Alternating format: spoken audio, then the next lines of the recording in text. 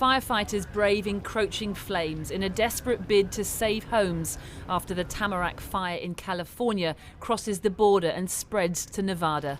Gusts of wind carry the blaze down the mountain as locals are urged to quickly evacuate. The fire grew 10,000 acres overnight and has now scorched almost 80 square miles, close to the holiday hotspot of Lake Tahoe. Well, they're calling for continued hot, dry, and windy conditions. Obviously, that's a concern. Every afternoon, those winds pick up.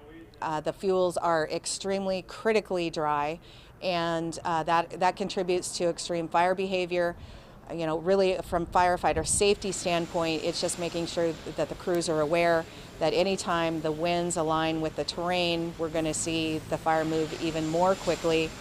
Tamarack is one of dozens of wildfires burning across California and the Pacific Northwest as a punishing drought combines with record temperatures exacerbated by climate change. Firefighters work round the clock digging containment lines, but still just 4% of the blaze is under control. At a nearby evacuation centre, locals said this fire this year felt different.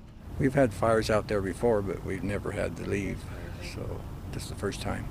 Well, I was worrying about my house because there's a mountain right behind my house, and the fire was coming right down, and so I don't know if my house is there or not.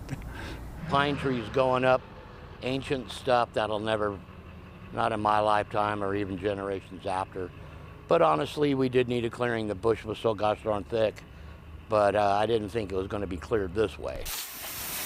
In Oregon, lower winds and temperatures allowed crews to further contain the massive bootleg fire, now about a third under control, though still burning strong, as officials warned hotter temperatures over the weekend will make conditions worse once again.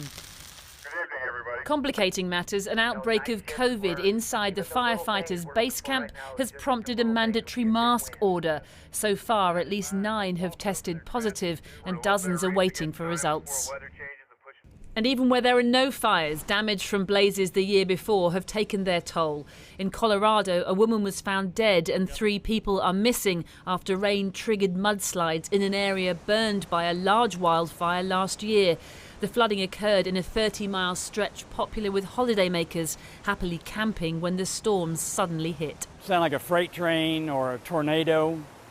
Just a very loud rumbling sound. We could see in the trees up there this big 8 to 10 foot tall mass rolling towards the river.